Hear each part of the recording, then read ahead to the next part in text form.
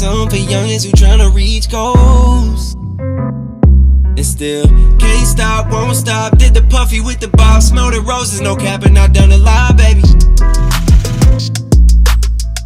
There's basically two parts of your basketball year. There's off season and there is in season. So let me explain for people out there who never really full-time trained or full-time played a sport or only played one sport for the goal of becoming a professional. Even if you're 10 years old, goal of becoming a professional, right? Let me explain to you like how that has to go. Your off season, meaning times where you do not have games, where you're on a structured team with a schedule, right? So let's call that, typically for basketball, that's like fall, summer, and fall. Maybe late spring, depending on what you're doing, but really summer and fall is your off season, okay? And then winter and spring is your in season, pretty much for how it goes on structured team basketball. That off season time, that is where you would say, let's say you're a B plus player and you want to get to A minus. For you to really get to A minus, that off season is where all of your groundwork needs to be laid. Your foundation needs to be laid to become an A minus player. You actually become that A minus player during your season with your performance. That's where you're really going to be graded. So if we relate it to school, if it's Monday and there's going to be, you're learning fractions in math. If the test is going to be Friday, from Monday to Thursday, you're going to have worksheets. You're going to go over how that stuff works throughout class. You're going to have homework, right? So you get a lot of reps in preparation for that test on Friday. Now, it may be 2 weeks. I'm just making that up, right? But you prepare. That off season is where you're learning those fractions. The teacher is constantly teaching them to you. You're doing a bunch of worksheets and homework and basically trial runs until that season comes, the end season comes. That's where you're going to be tested. That's your fractions test. That's where you get graded. That's where we see what your performance ends up being. That's where we see how you are on fractions. That's where we see where you're at with your math. Do you need to be held back or can we move forward?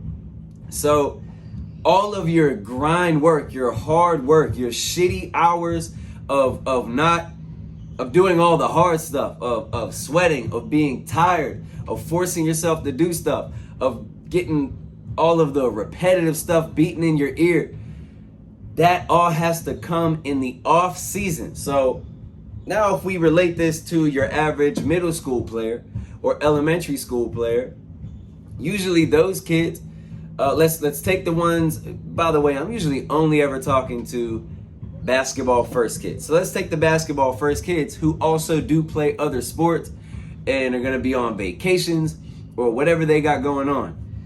You cannot wait until fall right before tryouts in a basketball season and start working, start training, come to REL Academy, go to strength and fitness people, whatever it is. You can't try to do that work right before. That's like just doing your first worksheet or learning your fractions on Thursday when you got the test Friday.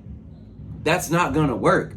And what happens is, well, most of the time, this is why kids plateau. This is why they get better and they're going up as they're real young and then they plateau. Because what happens is you go through 3-4 years of trying to cram in your work right before your season. And remember, that season is supposed to be the performance now. I want to see, are you going from B plus to A minus? Well, you get into that season unprepared. So you were a B plus and you kind of either stay B plus or actually drop down to B minus because the small amount of kids at the top who did do all that work to make their next jump, they made a next jump when you didn't. So even if you didn't get worse, let's say you stayed at a B plus, but the other small level of kids who were at the top bracket of the best players, they all took a jump up and you stayed the same. Really, you just got worse because now you're going to go into next year and they're going to take another jump.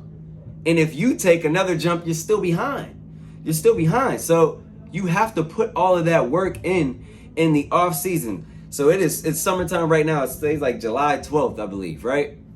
We have a handful of kids who are at the academy consistently. And this is not just our academy. I know that this is happening in AAU teams and other training stuff, other parts of the city, the country.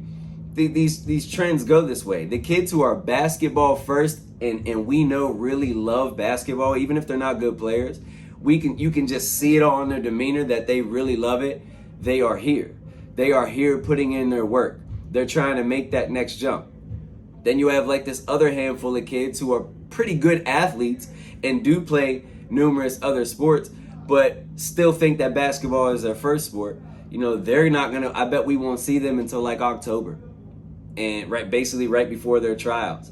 Those kids are gonna pretty much get worse probably. They're probably gonna get a little bit worse. As far as performance, they're probably gonna be a little bit worse or maybe the same. And then you're gonna have all of the other kids who are really, you know, basketball is not first, and you're not even gonna see them in October. We won't even see them until the bulk of their in-season games get going. Those are the three tiers right there. And so what this is about is trying to get those kids in that middle tier who do truly love the sport, but their parents don't get it or they don't get it. And we're trying to flip their mentality. I'm trying to get you to understand that you can't wait until October. You can't wait till September to try to put in your work.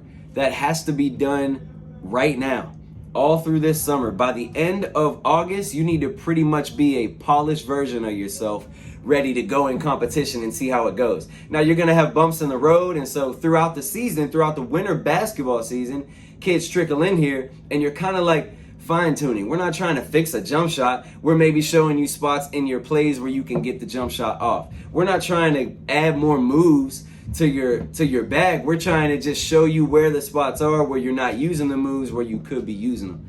It's maintenance, pretty much. It's really just IQ or confidence or getting you to understand how to do stuff. You're not making that next level ability-wise during the season. You're not making that jump. So we hope that we can get some of those kids in that middle section who do still have a shot. It's not over for them to be a good basketball player.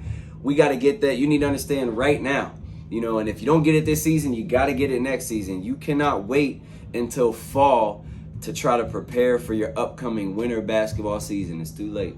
If you want to be a part of REL Academy, you want to come here and train, go to relacademy.com to learn more about it and inquire. You can shoot a call or a text to 412-660-4790. We love to get you to the academy and get you to experience what we do here.